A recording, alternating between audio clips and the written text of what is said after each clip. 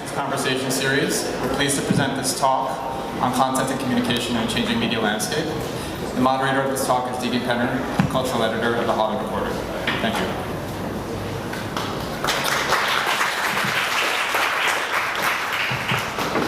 Hi there, everyone. Thanks for coming today. I'm the culture editor at The Hollywood Reporter, the weekly magazine.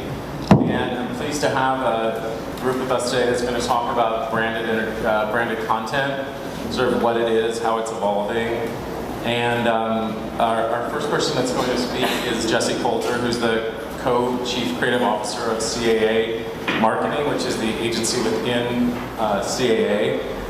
They've done some very innovative work on such campaigns as Chipotle, which is going to show you. And then we have Olivier Robenschlag, who's the head of creative at Google Agency Development, who really works with other agencies. He's sort of an agency for agencies, he said to me, and works with agencies to help them understand how to maximize their delivery. And then we have David Charles with Kessel's Kramer, who they recently opened their first LA office, only office in the United States, right? Yeah. So I want to talk to you a little bit about why, LA over New York. And he's going to talk about the Red Stripe campaign that they did. And then we have Emma Reeves, who's the creative director of, everyone has creative in their title, you'll notice. She's the creative director of Mocha TV, which is a really innovative YouTube channel that's the only arts channel on YouTube, official arts channel. So she's taking a brand like Mocha and bringing it to a wider audience and creating original content for YouTube. So we're going to go ahead and let Jesse start. We have 7 minutes or less, so quickly get through this. How many people are familiar with CAA? Well, I guess we're in LA, but most people don't even know what CAA does in the marketing world. And people that know about CAA usually don't know that we have a group, a marketing group. So if we go to the next slide. So CAA is the world's leading entertainment and sports agency with over 475 agencies worldwide. This is a slide that we usually show people and they're like, oh, I had no idea. And you guys are a little more familiar than most people that see that slide. In CAA, as you know, represents actors, directors, writers, producers, athletes, personalities, etc., lots of other things. But the CAA marketing is, we represent brands. Next slide, please. And if you go to the next slide, the easiest way to look at it is like we help brands tell their stories across all forms of media. And I come from the ad world. I spent 10 years in various agencies. The last place I was Wieden & Kennedy, working on Nike and ESPN, and it was something I thought was what I wanted to do for my whole life, but I realized that I want to do more than just ad campaigns, and there's other ways to tell brand stories and not have to just think about 60 seconds, or I guess I made it up to 90 seconds before moving on. Actually, no, that's not. Music videos, branded music videos, we got up to 3.5 minutes. But that's really what we're doing, is helping brands tell their stories. And when we get a brief, it's really a blank slate. And they say, well, how can you help or tell our story and get into pop culture? So the next slide is this brand storytelling, helping brands tell their stories. And how do you tell a story? And that's something that I've been learning over the last 6 years being at CAA is, going from telling a story through print and online and TV and even an advertising spot to trying to tell a story in a longer form. And if you go to the next slide, I think this is something we talk to our clients.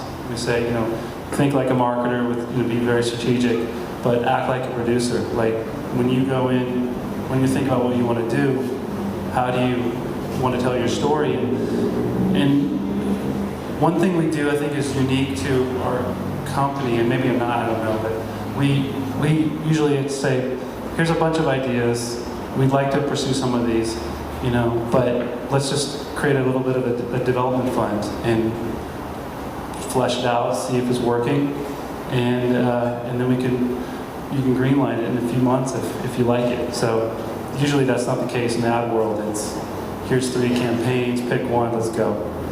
And so our timelines are much longer, and we're patient. We're going to tell them if you want something in the market, every 3 months, I guess we could do that, but let's develop it out and really get that going so you have content out there. But most of the things we do are much longer lead. And then, so the first thing we want to show you is one of our clients is Chipotle. I'm done. Am I done? Sorry. Okay. 2 case studies, 3 minutes apiece. It's going to go over. But first is Chipotle. They came to us and said, we've been trying to tell our story through traditional advertising, but it just really, what we're trying to say has not gone through. We think there's a better way, and we'd like to try it in other ways. And so we said, okay. And we came to them with a bunch of things. We worked with them over the course of 6 months, and we decided that this is the way we're going to go, and we'll play a case study that shows you what we call the content campaign.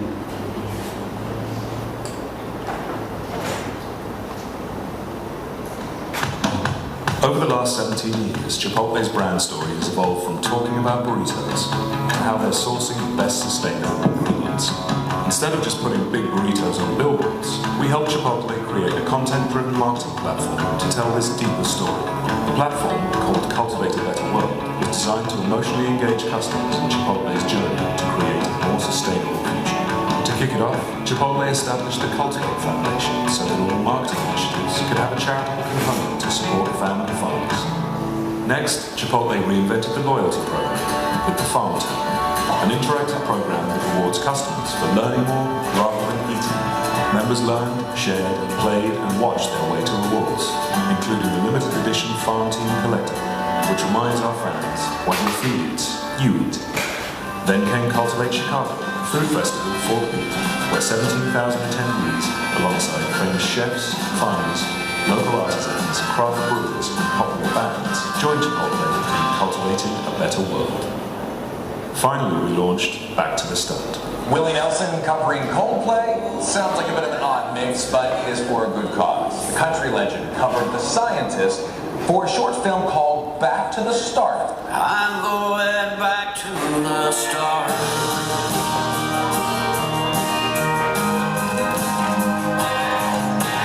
Distributed online and on 10,000 movie screens, the film ignited a national conversation. The Scientist was played on radio and sold on iTunes, with all proceeds supporting the Cultivate Foundation.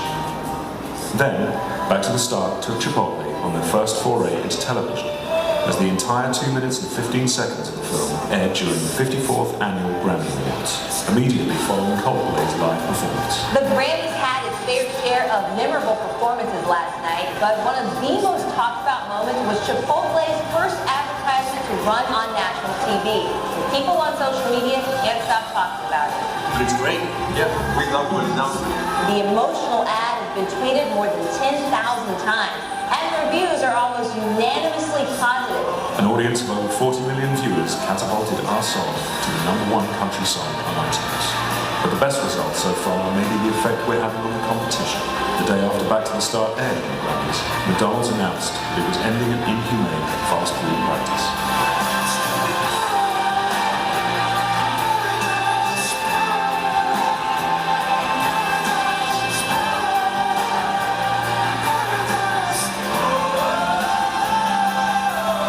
Skip ahead now to the big winner from last night. This was the best commercial. It also won in a bunch of other categories. It's for the Chipotle restaurant chain.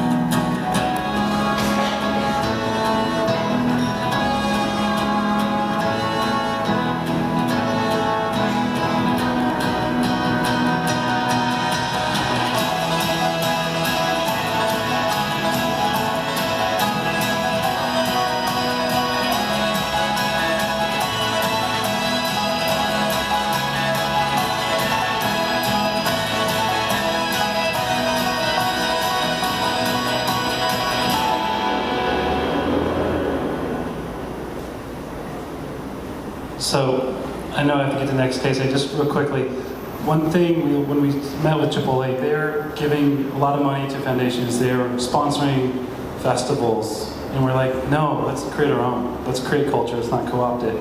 And that's what I'm most proud of about this. Is let's go make stuff with brands and stop sponsoring stuff. Because at the end of the day, who cares? It's 6 minute film. Okay. We're going to have it. And this, yes. Hi. Have I got 7 minutes? First of all, who's heard of Mocha? And who's heard of Mocha TV? Few people. So I don't know how much all of you know about a couple of years ago when YouTube announced that they would have original channels. They would actually program channels. It wasn't just about being a search engine. They would have original, actual content generators generating very specific content for specific channels. So that was announced. There was a pitch phase, and multiple people pitched for a channel, and one of those people, Mocha decided that they wanted a channel, and it was awarded a channel. And it's somewhat of an outlier. There was about 96 channels.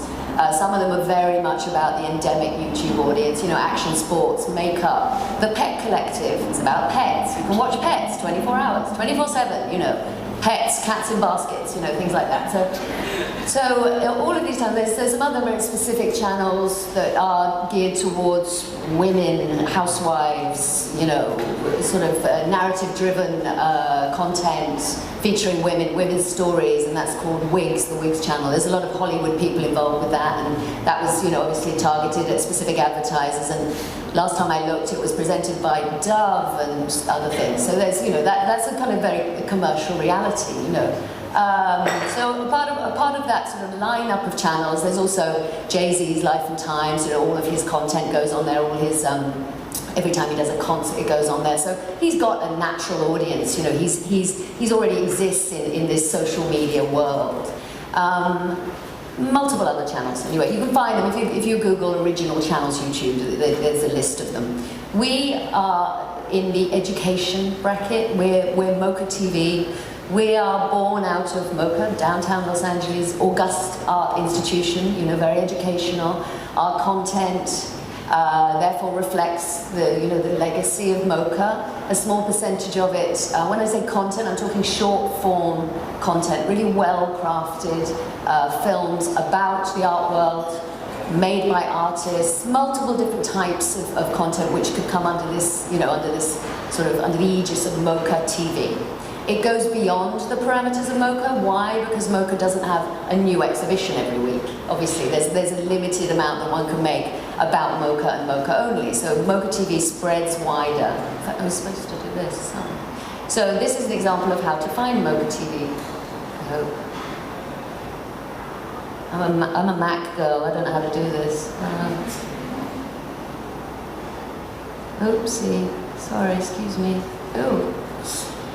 Anyway, that may load. What our relationship is with Google, who announced this initiative, obviously Google on YouTube. So we were given production funding. There was a range of amounts of money allocated to the channel. I don't know what the algorithm was. Somebody maybe could explain that to me. But Mocha TV was given this little bit amount of money, and other channels got a lot more millions. So, and for that we were told, okay, here's this money. You exist for as long as 23 and a half hours of content. So obviously we're not making feature films, so that's not about 15 feature films. That's multiple increments of about 3 to 5, 10. We've even pushed our luck, and we've gone as far as like 25 minutes of an arts program. Can you hear that? It's an ad. So 23 and a half hours of content means we are going to exist with our funding for 1 year. We've mapped it out. So it started on the 1st of October. That was when we went live, 1st of October last year, and effectively we will have funding from Google, official funding, and the official status of the official channel until the 1st of October next year. In that time, what is our endeavor? Our endeavor is to use all of our possible ways of promoting our channel and getting as many, the analytics. Yeah, can you, I don't know. Can you make it look good? Okay, yeah, that's better. So that's the channel, that's the interface of the channel. If you, and I hope you all will, go there, subscribe. If you subscribe correctly, you will get sent a weekly letter that tells you, hey, here's some content. Choose which bit of short form content you want to watch this week. And there should be something that appeals to everybody. It's a very broad appeal. You know, we want to really have content on there which appeals to very academic, you know, arts institutions, and we have content on there which literally, it's transparent. I can't lie about my figures. I have content on there which has 150 views, but you know, it's somebody who is extraordinarily, you know, he's presenting something for 10 minutes and it's really academic content. That's fine by me. I have no, you know, there is no way of hiding these things, which I think is very interesting. You know, I used to work in magazine publishing, and we would sort of loosely announce our figures, you know. It was non-audited, it was independent publishing. It was like, yeah, we make and distribute the and then people would advertise. Here, I can't lie. I look there, 43,099 viewers, subscribers, which is good, you know, and actually, I'm just going to tell you, our subscribers are doubling every month. So we're doing something right. We also have got 2 million video views, and that's in 4 months. So tomorrow we're 4 months old, and a month seemed to be a long time in YouTube terms because we're being judged. We were given this money, we were told to get on with it. We don't know what the rules are, we don't know what we're being judged on. We certainly can't be judged in comparison to the Pet Collective, because they've got gazillions of people just watching little cats going, oh, for hours. So we can't be, we're in a weird race. You know, what are we judged against? It's really, I don't know. So we've got these many views and people go, how's it going? And I go, I don't know, because I don't know. But you know, all we can do is create this amazing channel. It's got incredible content on. We have, we can look at all our analytics. You know, we can see that we've got 50% subscribers in the US, when you'd think they would actually be mostly US because we're coming from Mocha, you know, we're in Los Angeles, which is already a little bit over the other side of the world from everywhere else. No disrespect, but then actually we've got 50% the US, 50% the rest of the world. So we can start saying, yes, we're a global arts channel. I feel kind of confident I can say that now, you know. We get 100,000 viewers per week. That's not on one film, like you would if you were the Pet Collective. That's across multiple films. We've also got watch times of, the watch times are up 50% every month. So that, I believe, is important to advertisers because watch times, you know, people want to know that if you, you know, attach yourself to content, you actually have watch times. You know, that's an analytic, that's a demographic. You know, people are watching longer. People, you know, we can look, and we haven't actually gone through a very seriously analytical phase yet. We've gone, you know, 4 months of just making content and pushing it out there. And we don't just pop it on and go, God, I hope someone finds it. We actually have a really big strategy about social media. We do everything we possibly can to promote all of our content to as broad an audience as possible. So that can also mean me telling my friends in magazine world, you know, to promote things on their website. Can you Twitter this? Or can you, you know, somebody who likes the content, can you retweet, you know, it's that social media wildfire. Unfortunately, most of the artists we work with don't have a social media strategy. You know, a famous painter isn't worrying about, you know, what their Tumblr or what their Pinterest or their Instagram or their, you know, Twitter feed. That's a difficult thing for me. If I was doing, you know, music videos all the time, I would constantly be, and there's lots of channels. The Vice Media Group has an incredible raft of channels, and multiple teenagers, they're the endemic audience, are watching their channel. So it's not an easy mission. You know, I'm not working in a very robust, naturally robust or YouTube-friendly, you know, place. The art world is also very resistant to even being on camera half the time. So, you know, it's not without its complications. But we're in this sort of short-run race. YouTube are watching us, looking at us. They're going to decide whether or not to refinance us. and we'll know that by May. Will they refinance us? I don't know. I would like to think that there's somebody at YouTube who just bloody loves Mocha TV, and it's this outlier. There, okay, I'm going, thanks. No, but an odd mission, and there's no real rules, and the promotion of every single film is incredibly important. And I think what we can do, and all we can do is authentically make content and just really hope that the audience finds it, you know, and that it does become this global channel. We can talk about the monetization of it and the commercial reality of it a little bit further down the line, but right now it's about building the brand, building the analytics, and hoping that, you know, at some point, probably a single brand will come and go, I love your channel, I know that you haven't got multiple millions, but the people you've got are just what we want, and we will, you know, maybe they'll take us on for the next year of Mocha TV's life, you know, or YouTube will refinance us, or I'm not sure, but anyway, that's Mocha TV.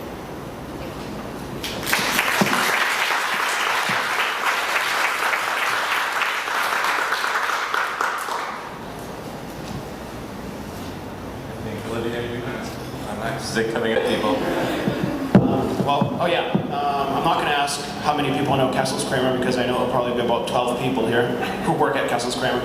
But so Kessel's Kramer started about almost 18 to 20 years ago in Amsterdam, inside of a church, an 18th century church. And, you know, then we opened in London, and now we're here in Los Angeles.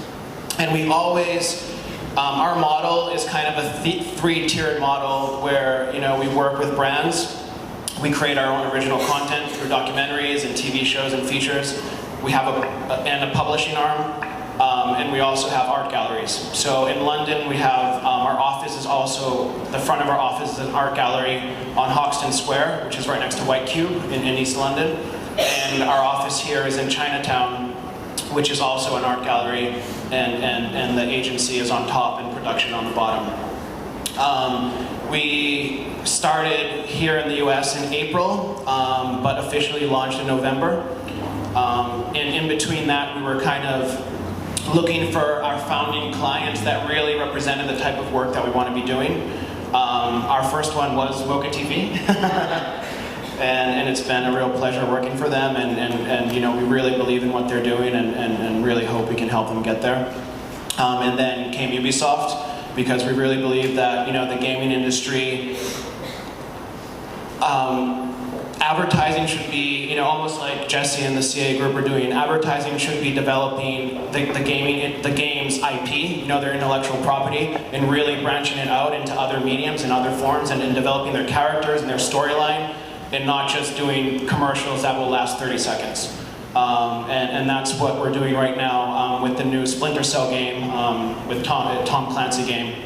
And you know, our goal is to transform their main character into an iconic hero through multiple media. And then our third client, we can't really say its name, but it's a Diageo brand, which is it's a big alcohol conglomerate that has Guinness and Red Stripe and other brands. So we're doing their relaunch, their rebranding, and we're doing their relaunch in Europe and South America, and then hopefully the next year in the US. But we also have a TV show that's in development at MTV called Top Floor. It's basically American Bandstand for the Facebook generation, where you can participate online and be beamed directly in this dome. And then we're also doing a documentary about the artist Gary Baseman and the history of female grunge rockers L7. So that's kind of the range of work that we do. And now I'm going to introduce a case study of work we developed with our London office for Red Stripe, which is a really clear example of the type of what we call meaningful work. You know, our goal for every single client we work with, whether it's for a brand or a self-initiated project or an art show working with the artist, is to do work that matters to people. You know, so you have the brand on one side, the consumer on the other side, or the artist on one side and the spectator on the other side. And our goal is to find that middle ground that means something for both sides, so we can connect them and create community and build something that, you know, they won't only just see, but they'll embrace, and it will be part of their, you know, their conversation, and they can bring, you know, to the rest of their friends in the world. So this first one, you know, the concept is make with a red stripe, but the insight was, you know, whenever you talk about Caribbean brands or Jamaican brands, they're always, you know, the easygoing, let's have fun, let's party, it's all chill here. But that's not the reality. You know, for you to be successful in a place like Jamaica, you have to work really fucking hard. It's really difficult, especially for you to be an artist and a creative. And Red Stripe wanted to tap into the creative communities of London, Berlin, and Paris, which are very difficult to tap into and to be authentic. So we really use that insight that, you know, Jamaicans aren't easygoing people, they're actually hardgoing people, and they're makers. You know, they are the forefathers of this maker generation that's kind of booming right now in our world. And then we use, you know, the iconic logo, the stripe, as kind of the magic wand, as the creative tool that we were going to give, you know, this community to play with. So if you can go to the next slide. So make with a red stripe. In this case, the concept was the community. And what we did is we started working with artists and groups of artists and venues and places, and we started from the ground up. And we really, you know, literally gave them, you know, quote unquote, the red stripe for them to express themselves and make their own. So if you go to the next, this is the first example, and we don't call this a campaign, we call it an ongoing collaborative series. So we literally, you know, this was on your left side, or the people picking up the cans, was a music festival in Hockney. It's a street festival that happens every year. It's very big. Over 100,000 people go. And we had, you know, Red Stripe people picking up the Red Stripe cans and interacting with the community and kind of anticipating what they were doing. You know, almost our teaser started at that event. And then we partnered with sound artist. He's a sound sculptor, so he creates sculptures that emit sound, called Yuri Suzuki. And he built this beautiful sound system piece all made out of Red Stripe cans. And then we obviously documented that. If you go to the next slide. And once that was created, then we created our own Red Stripe personal event where we had a dubstep reggae party for, you know, a group of influencers. And we kind of revealed, you know, the masterpiece of what started in that music festival to the media and to the influencer crowd. And that also went into the paid media as well. So whenever they saw a billboard or an ad or a cut down of the video on TV, they would see themselves in that because they participated in some way. You know, they knew that was real, that was happening in their community, and that then it was replicated for an ad. So in a way, it was being celebrated, and you know, it's almost like an indie band when they kind of go mainstream in a way. You know, like their first write-up in Pitchfork. That's kind of how we were treating this campaign. So if you go to the next slide. And then, you know, we use obviously YouTube, and we created our own social media hub where we, you know, listened to people and listened to the projects that they wanted to do. We fostered some, we showcased others. So it kind of became an ongoing series of collaboration and dialogue, not just with the artists, but with the community. And then obviously, we left, you know, the press and the earned media and the PR for the very last, so that kind of consolidated the message.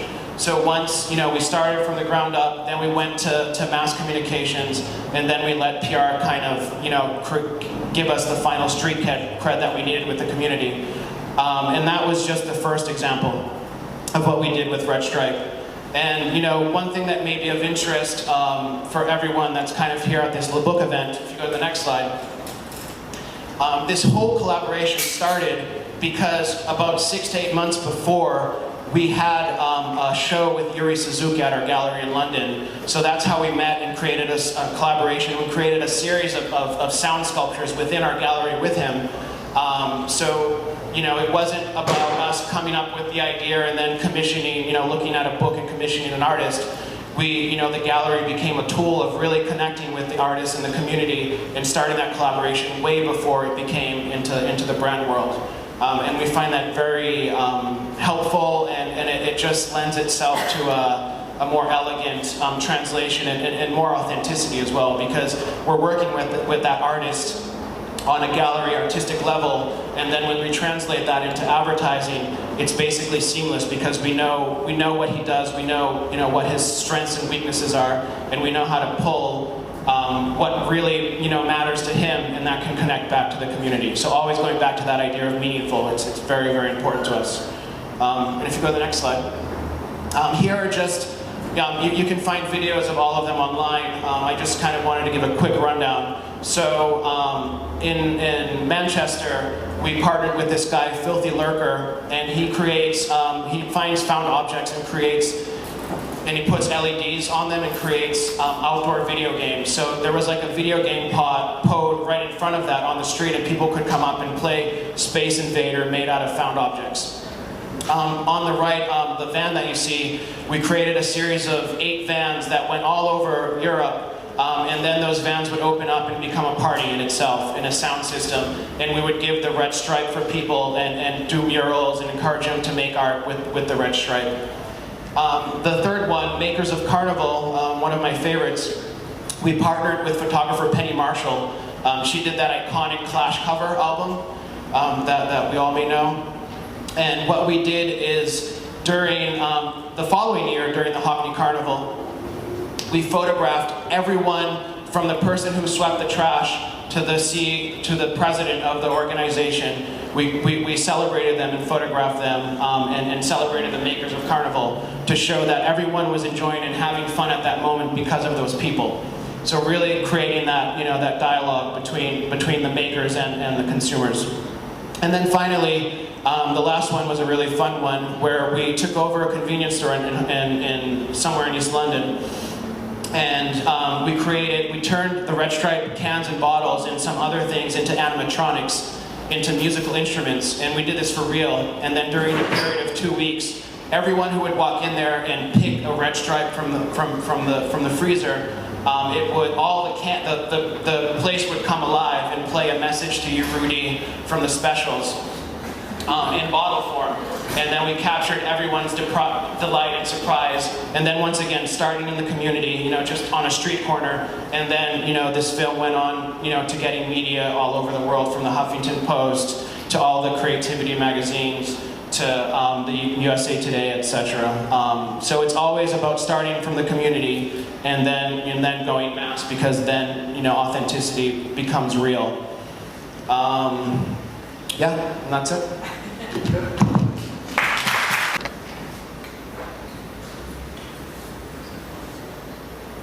Okay, so my case study is actually about YouTube, the platform. So that's my brand that I'm talking about today, and I wanted to give you, hopefully it's going to work, I wanted to give you a little bit of a sneak peek of what's going on at Google, how we are evolving YouTube on the back end, on the front end. Hopefully it will inspire content creators, and it shows you what is next at Google with YouTube. 2 things, if you go to the next slide, I want to show you 2 things as a little bit of a background information, so you know how Google is thinking, what is the foundation for that change that we're trying to do. We've all seen those stats. Super Bowl, February, 10,000 tweets per minute. Obama's speech, 25,000 tweets per minute. 750 million photos on Facebook, and so forth. We all know about people talking about digital clutter, how to stand out, how the brand has to disrupt to stand out. If you go to the next slide. But I believe it's different, and here's an example of why it's different, why we don't believe that's the case. This is of a friend of ours, Ben. He captured 24 hours of his day, what he's doing online and offline. So he gets up in the morning, makes coffee, he drives to work, he drops off his daughter at school. For some reason, he straps his underwear to his dog's mouth. I don't know why. He checks emails, IMs, puts the daughter to sleep, watches TV, and goes to bed. What you realize, though, is that nowhere in this flow you can see a brand or any kind of content related to a brand. So, and therefore, on the next slide, we at Google, we don't believe there's any clutter. Because I think technology is so sophisticated these days that every single thing that a person does online has been or went through personal filters. So everything that you see online that you do has been filtered by you already. So it's really hard for brands to, you know, weasel itself into that conversation. But that's, I think, our brief on our end. So that's one insight. How to be relevant as a brand. If you go to the next slide. That's another little background film. I'm sure you've seen that. The title of this video is "A Magazine is an iPad that doesn't work." And you can see she's trying, you know, to pinch and zoom, scroll, and it does not work.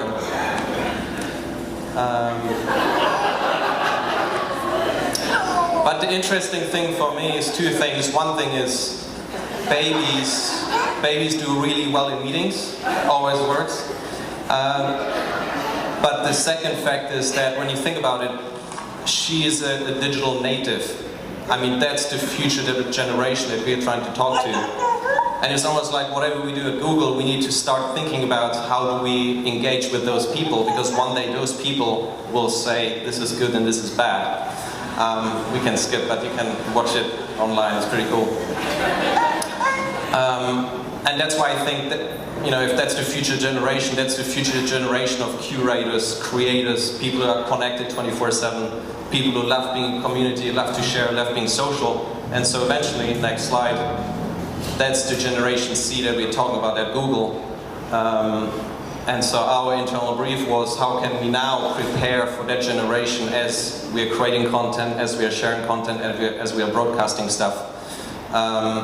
So next slide. The biggest thing we did last year, and we are still in the process of doing, is something called the Hitchhiker redesign. Hitchhiker is like that code name that the guys in Mountain View did when redesigning YouTube. And the redesign is based on a very simple, if you go to the next slide, the redesign is based on a very simple design rationale. We found out that a quarter of any kind of YouTube content is being consumed on mobile devices. But then also, surprisingly, another quarter of the content is being consumed on screens bigger than 30 inches. So what that means is we had to take a step back and rethink how YouTube can seamlessly scale up and down those devices. So that's one thing. And if you go to the next page, obviously, like I mentioned earlier, the shift from YouTube being a video-based site, which is just like an aggregation of cool stuff. So we're shifting from that to, the next slide, to a channels-based site where subscriptions rule. When you look at the channel objectively, a channel by someone has already gone through his personal filters. So everything that's in his channel is stuff that he curates and believes in. And so as a brand, you need to find ways to become part of his channel and get subscriptions. And another thing about subscription is that so far YouTube, you know, the value of YouTube was always the value of a view. But that's really tricky, because how do you qualify a view? Maybe it means nothing if you switch off after 2 seconds. So now the new focus is on watch time. And in terms of watch time and engagement, I picked 3 little mini case studies I can just rush through to shine light on that notion. 3 examples: Coca-Cola, Perrier, Zeitgeist, and hopefully those will spark ideas when you create content. The first one, Coca-Cola, that was done for Coke. If you go to the next page. That was done for Coke in South America. And the brief was, if you wish, you know, how can Coke start to create meaningful connections with increasingly social youth market in South America? And so what Coke ended up doing is they launched Coca-Cola TV, which is a platform that curates, you know, the best in entertainment that's appealing to those people wherever they are. And yes, it's a cool channel. There are 2 features I want to point out. One is, if you go to the next slide, Coke actually and YouTube partnered up with like a third-party API that allows that platform, that experience, to work seamlessly across all devices. So that's one thing. And the next thing, another interesting feature, is that through that API, suddenly it worked across platforms as well. So, you know, we've all been in a room when a brand client tells you, you know, explain to me the role of Facebook. What's the role of Twitter, YouTube, whatever? But the whole social strategy should be is you fish where the fish are. You don't try and convince the Facebook guys to go to YouTube or to the website. You just leave them where they are, and you just hit them where they are, where you know they engage. So that's what made this Coke example so successful. And if you go to the next slide, those are the results. Again, they got Paul McCartney to do a concert, whatever, but all sorts of stats. But the stats that I want to point out is average time spent for this Paul McCartney thing is 42 minutes on like a mobile phone. That's kind of ridiculous. Viva La, the whole concert, average time 23 minutes. That again shows you if you hit the people where they are, naturally, organically, if you work across devices, and if you have an interesting content, those are the watch times that eventually will create value for you and your brand. Second example, Perrier. So I work in a little creative unit inside of Google. We partner with brands and agencies and we innovate together, and that's one example where we collaborated with Perrier and figure out, you know, how can YouTube evolve past just like a video player. And if you go to the next slide, they created something called Le Club, which in terms of content creation, they shot this little short film with a very simple storyline. The girl walks into a nightclub, you know, and certain things happen. But the twisted thing was that with every view, the video changed. And that again, in terms of engagement, there's an incentive for you to watch more. So if you go to that slide, you see 3 different versions of the same video that evolved based on views. So top left is kind of lame, top right is a little bit different, and bottom left is just fucked up.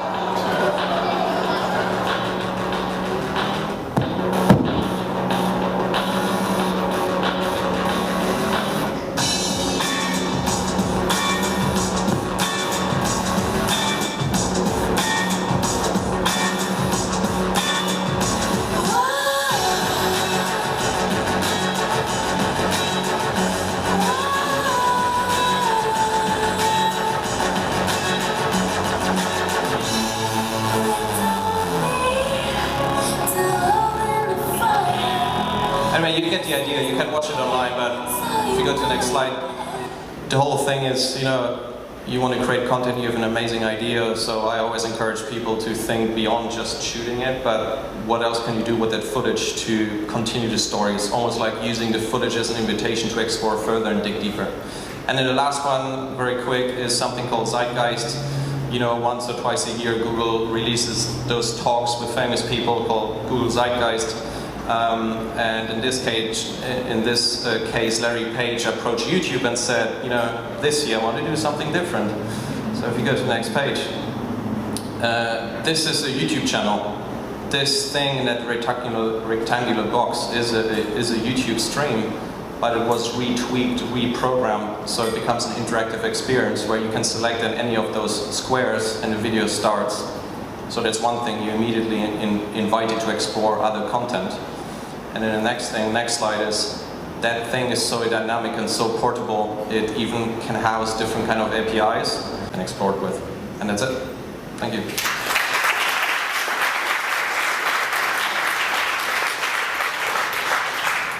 Okay, so please tell me that you gave her the Hollywood Reporter and you had to edit it out because she did engage with the magazine, okay? I was just watching the print, being in a print magazine, I was like,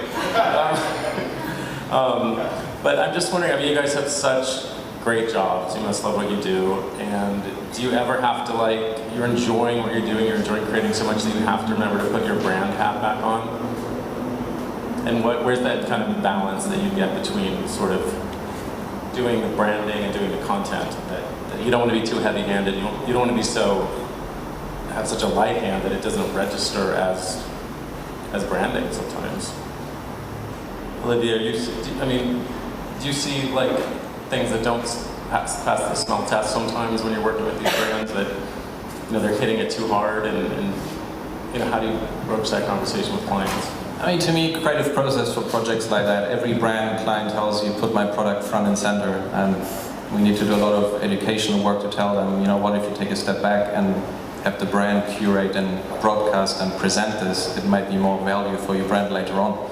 I always mention the Red Bull Stratos thing, which to me is a ridiculous, amazing example of branding content, because that's a perfect example of a brand putting the money where their mouth is, and rather than saying they own Extreme Sport, they actually do own it. And here's the proof.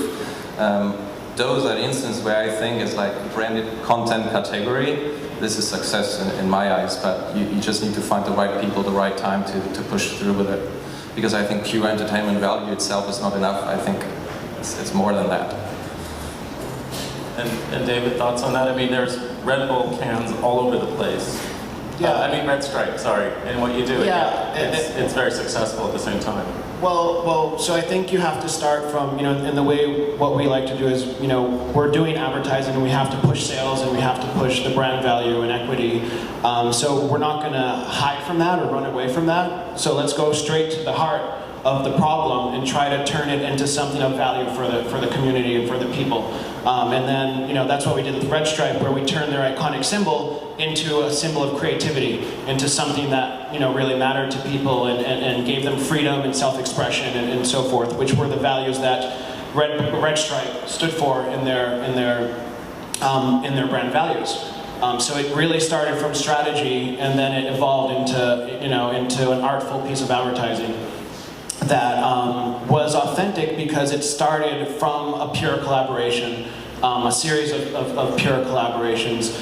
But what I think is really important, and Olivier brought up the Red Bull example, which I think is the most interesting of all examples, because what they understood is that brands shouldn't be competing against other brands anymore. It's not, Coke versus Pepsi, it's Coke versus Harry Potter, or Coke versus Lord of the Rings. So that really raises the bar. Red Bull didn't say, oh, what's Monster doing? Or what's other action sports brands doing? They were like, they looked at, Fuel TV or all the other action sports channels and entertainment properties, and they're like, how can I create the best out of the best? So people will watch that and they'll feel that they're getting something back. It's not just an appropriation of something that has been done before, or a poor version of something that, that they're just slapping their logo on. They really, as you said, they put their money behind that cause. And I think even more than Stratos, The Art of Flight, which is a documentary about snowboarding, they reinvented the filmmaking rules of how snowboarding films were portrayed, and all of a sudden, you become more than a brand, you become a provider of high quality entertainment. And I really think that's what brands should strive for. They need to up the bar. They have to stop seeing, they have to stop asking themselves like, oh, who's the funniest celebrity on Funny or Die? Let's do something with him. Or what's the coolest Showtime show? You start from the brand values. If a celebrity makes sense to bring entertainment for your brand, then that's cool. But if it's just an appropriation, then that will go away. Or, which is worse, and this happens a lot, you become hostage to that celebrity or that personality, and then you don't really know where to go, and then you just have all the work and all the money you've been doing for the past couple years disappears because that celebrity doesn't want to do anything more, or he's caught at a porn film cinema or something. Who knows what can happen. I think Red Bull is interesting. If you think about them, they're a well-funded media company, and they've committed to a strategy, and they've stuck to it, and dumped millions and millions of dollars and had great return on that.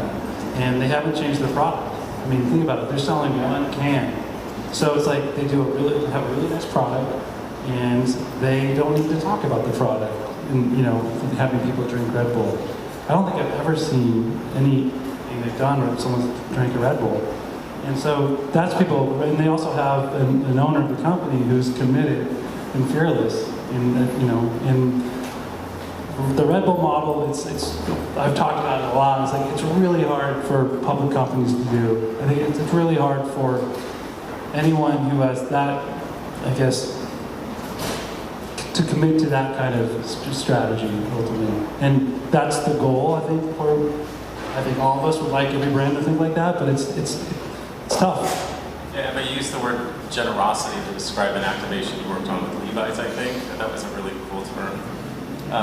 There was a generosity in giving something to the audience. It was the photography workshop in New York. Yes, I was a programming director for a Levi's photo workshop. It was an active sort of community-based giving back, and it was a sponsored space, and Levi's did this a few times actually. They did a film workshop down at MoCA, in fact, and I was going to say that, you know, from my perspective, I'm not working with brands. I'm making a brand. In fact, I'm enhancing. I'm taking a brand that exists already, you know, well known in the art world context, and then I'm building this, you know, global brand very carefully. And then going forward, obviously, you know, hopefully in my dreams we will partner with a brand, but that will have to be a very selective, a very specific choice as to how we go forward, and hopefully there will be a brand that will make sense, you know, because I've got, you know, as I move along, I've got 43,000 subscribers to answer to. I've also got the whole of the, I mean, not the whole of the art world, but I've made a relationship with artists, and I can't then go, oh, sorry, just sold the channel on to such and such. We've actually had very, very few artists who've said, I don't want to be on the channel because there's ads on the channel. Because there are ads. There's ads that flutter through the channel. They've been there when we first started. I think I was telling you this, that when we first started the channel, we announced it, and friends of mine in the media, I sent it to them, and they were like, wow, this is great, this looks so interesting, but what's that weird conceptual art piece that's at the beginning of every film? And I was like, what are you talking about? This is my friend at the New York Times. And she said, you know, that really weird thing, who made that? That Mormon, it's about Mormons? It's really strange. Is it a conceptual art piece? Who was the artist? And I was like, no, that's the random ad that gets served to the channel, and it's the Mormons. And we had to answer to some artists. Some of the artists were like, what the hell? A friend of mine who made a film was like, get that ad off my film. I was like, I can't do anything about these ads. And there's one video artist who will not put his work on the channel because he doesn't want any advertising. You know, so I'm treading very carefully. I have to be very honest about the way this is moving forward. But if you go to a big museum exhibition, you walk in and it's sponsored by Shell. You know, you might go, oh, I'm not sure I want to go. You know, that doesn't really happen. A physical exhibition at the Tate Modern, you know, will be sponsored by potentially a controversial advertiser. You know, moving forward, I hope that the channel will be, you know, taken over, and we'll work with one advertiser who will, you know, be the right match. You know, but it's very difficult. We can't just, hopefully it will be a genuine proposition to, you know, a single advertiser, and that's what we're working towards. And I would like to think it would be, but you know, we do have to be very careful. We have a huge responsibility to many people. Let's talk about results for a second. There's that, I saw this site called Creative Confessionals. Have you seen that? And people writing things like, the one that I saw was, you know, I convinced my client yet again that retweets are more important than sales. So I'm just wondering, like, what the conversation is as far as, like, how you measure the results on some of this kind of more creative branded content. I think it always goes back to sales, because, I mean, the CFO is, you know, is going to talk to the CMO and say, what are you doing? You know, and the average CMO lifespan is what, a year and a half, 2 years? So yeah, I mean, it's tough. I mean, it always goes back to sales, and what we always talk about is it's not, when we are creating content, it's not necessarily that piece of content is directly going to lead to a sale. You know, it's getting people to like the brand and what we're trying to communicate, and then finding other ways to drive traffic or whatever we need to do. But it's not being so A/B about the situation. But yeah, I mean, I think every client's asking themselves, like, how do they measure what success looks like? You know, it's a tough thing. And, you know, people are trying to do analytics and metrics and all ways to do so. I mean, that's how Google assesses success or failure. It's because Google is a data-driven company. Everything needs to be quantified, which makes my life hard because I need to try and quantify creativity. But that's something else. But when you look at Google Analytics and the data that it gives you in terms of, you know, number of views or watch time, it gives you a good indication of what works and what doesn't work. And also things like sentiment analysis, so you can track who is talking positively about your content or negatively. And so I think, from a branded content point of view, I think to be nimble enough and agile enough to react quickly to those findings and push out new content as a response to new findings, I think is a good way to handle that, to stay relevant and contextual. if I hear someone saying something bad about brand X and I push out a video that addresses that issue, suddenly that guy will sit back and will realize, okay, I was wrong. And that I think can be applied on small scale and big scale. One last thing, so Old Spice campaign, I love that campaign that White and Kennedy did, and that, they took like a dead brand and turned it into something really fresh and interesting, and everyone in the world was talking about it. And then now an article came out later saying, oh, the reason for the sales are up is because of couponing. And I was like, it made me so mad, because it's like, wait, even if it's a coupon with a dead brand, is still, no one's going to use that coupon. So, you know, there's people always finding ways, and you know, a lot of clients will talk about, you know, would you do a model like if you have success, well, you know, it's, you know, we'll pay you based on success, and those metrics, and there's so many variables to driving sales, you know, or brand doing well that, you know, we have one small piece of, you know, pie. We're just trying to help them in certain aspects. So I always say it's like I like to help people like you, brand, by telling your story, and there's a lot of other ways to do things and help drive sales, but I'm just for companies, just a small part of it. You all work here in LA, and is there anything in particular about working in the city that you find inspirational, that there are different resources here? I mean, I think again, it's interesting, you're part of a talent agency. You guys just opened in LA, you know, as your first US location. You know, Google is moving into Los Angeles and growing here, and you're the only, you know, we're not, it's not, you know, MoMA and the Met didn't get the YouTube channel. I actually came here in May, hit the ground running to run this channel as well, so I'm not from here. I visited here multiple times, but I think it's fantastic. I mean, I think you can do so much more here, and it's, you know, very basic analysis, but you just get shit done. You meet the right people. You don't have to wade through millions of people to get to the people. You know, maybe I'm just incredibly lucky that I have this sort of access to MoCA. You know, I have access to a really incredible art world, which is just less known. You know, you have to find all these people. But right from the beginning, I think I was telling you, Deegan, that we, you know, MoCA TV is coming out of an arts institution. I really purposefully made inroads. I used to work in advertising many years ago, and through the fashion industries and multiple different things I've done in my life. I didn't want for us to be only working within the art world and the institutional art world. So, for example, Kessel's Kramer, you know, we were introduced to Kessel's Kramer by Adam Glickman, who's a friend of mine who runs this amazing company called The Idealists, which is a creative sort of network. And you know, so that's really important. For MoCA TV has its ad agency, you know, and that was really, for me, it's really important that we have these other levels, very high levels of you know, connection with people who really are masters of their particular field. And we've got incredible people making films for this little channel. You know, I've had John Hillcoat, who's an extraordinary Hollywood play, and you know, he's a filmmaker. He made a film for MoCA TV, which is a music video, and then the bumper of MoCA TV, when you all subscribe, you'll see it, is made by Prologue Pictures, who are an incredible motion graphics company, you know. So we're trying to integrate, not just staying in the art world, institutional art world, but really working with as many people as possible in these other fields.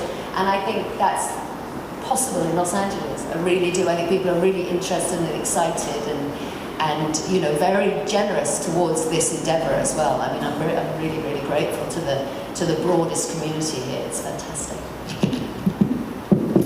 Yeah, I think it really stems from the film industry culture that's been building for many, many years, where everyone is or has to be by obligation open to collaboration and always working with different people and meeting people and you know, they don't want to miss out on an opportunity, so they'll take that meeting. And if you have the talent and the right proposition, then that meeting will become into something constructive.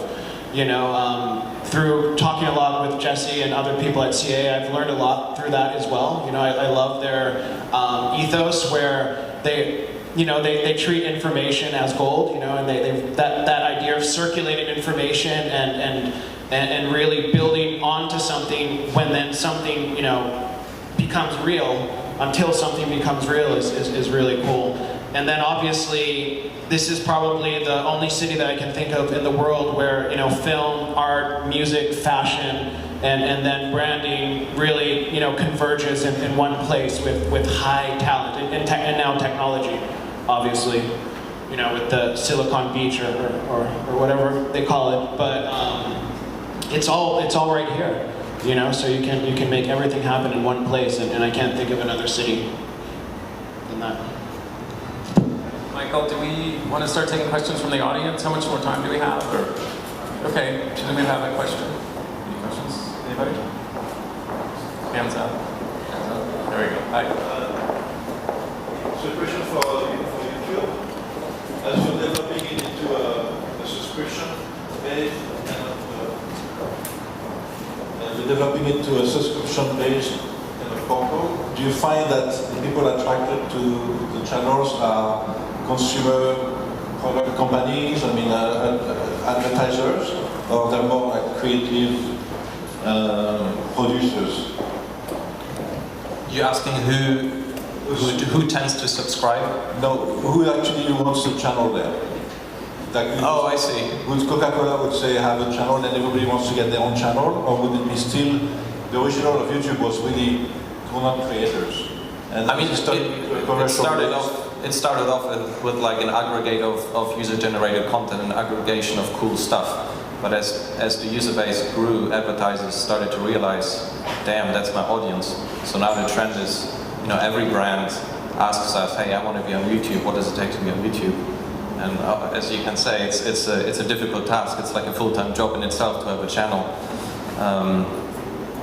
I mean, in terms of stats and data, like I can give you, if you share emails, I can probably send you like data about percentage of users versus brands. Like, I can find some data, but the trend is users was phase 1, and now brands and curators phase 2. Another question?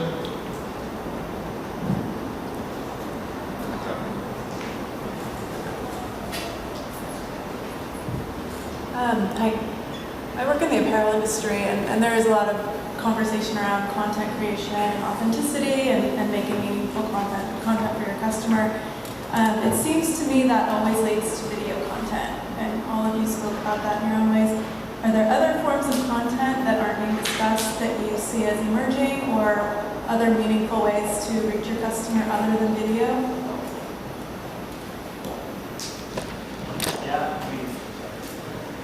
Yeah, I think we look at everything. I mean, we love events, you know, creating original events with a brand. And it comes down to just, what does your brand stand for? What do you want to say? And what's the best way to say it and connect with whoever you're trying to say it to? So, for example, with Chipotle, creating this event called Cultivate was, we wanted a way for people to come in and understand what the company was about and how they source their food and whatnot. And they've had this, you know, DNA, music DNA. So it's like, let's do a music and food festival. And we're gonna have Chipotle employees on the ground making the food, talking about food, having, you know, educating people in a way that you couldn't do if you just sponsored an event, or a way you couldn't really have that conversation through a video. And I think you need all of this, everything. You should be using everything in entertainment and the marketing mix to tell your story. So I think, I don't know why, I think maybe video is probably the easiest to talk about. Like with that event, it's really hard to show that, even when you show it, like when you film it. So there's just so many interesting things and ways to connect with people. Like, I don't think any of us say there's only one way, or film is the best way. It just depends on what you're trying to say. The other thing is that what we're trying, we've got so many different things we have to do in our sort of experiment phase. But one thing to make the film content, but you know, you're supposed to really be doing as much interactivity as possible. You know, we're about to film an artist tomorrow who's answering. It's her idea, actually. She's a fantastic painter called Laura Owens, and she said, yeah, you can make a film about me, but I'm going to ask my Facebook community what questions they want me to answer. And this is coming from the art world. This is kind of a brilliant painter who has a show downtown. And so that's going to be this active thing. We're going to answer her Facebook community's questions, and they'll be very academic because she's a very, very cerebral painter. And then we'll also ask her if she'll, continue the dialogue and say, so any other questions, please just post them, here, and then we'll go back and film her again, and we'll just keep that dialogue. Now, I don't know if you can do that for your brand, but that's what, that's really how to keep it going and expanding further and further, and that's, I'm sure that's... And to your point, I remember this filmmaker said, he's like, okay, I get people to come to the movie theater, watch my movies for 2 hours, but then I go home and I play Halo for 10 hours. Well, I want to make a game. I want people to play my game for 10 hours a day. That to me is really interesting. It's like thinking about how much time, people spend on brand. You talk about people spending, how many hours people are spending on YouTube. Getting ready to really engage in a meaningful way that people enjoy being around, interacting with your brand. So I think no one's really, I'm trying to think of who's cracked the, 10-hour a day with my brand. Working on that. Here's one more addition, a low-hanging fruit about what else we can do beyond video, and which is the mobile platform, which I think is still highly underutilized. I was at Frankfurt Airport a few months ago, and it's just chaos. Construction site is ridiculous. So I just tweeted, Frankfurt Airport sucks. And 2 minutes later, I get a direct message from the Frankfurt Airport Authority apologizing for the inconvenience and that they're working on it. And that to me, okay, I started a dialogue with the brand, which is genius. So that to me is like the other, on the spectrum, I am filled with a text message. So. To that point, I remember met with a fashion brand that came in. They weren't a client, they were just someone we were friends with, and they said, hey, we want to be on social media. And we're like, well, what do you want to say? And they said, we don't know. And I was like, that's like saying, I want to have a conversation. And then you're like, cool, what do you want to talk about? I don't know. And so that's kind of how I like to think about social media, is one-to-one. What the hell do you want to talk about? I think a lo-fi example of how to turn a video into a level, to give it a level of interactivity. We did a thing with Mocha TV where we were launching their graffiti series, Art of the Streets, and we created this 1-2 minute film that celebrated people's love and hate for graffiti. So we turned the video into a discussion board. So we basically used that comment section, and we had people doing that fodder of their passion and their hate for graffiti. So there's many ways, you can, it's just tapping into human behavior, right? It's looking of what really ticks that person and what will get them to interact, and use the technology that's already there available, so that's kind of the lo-fi version.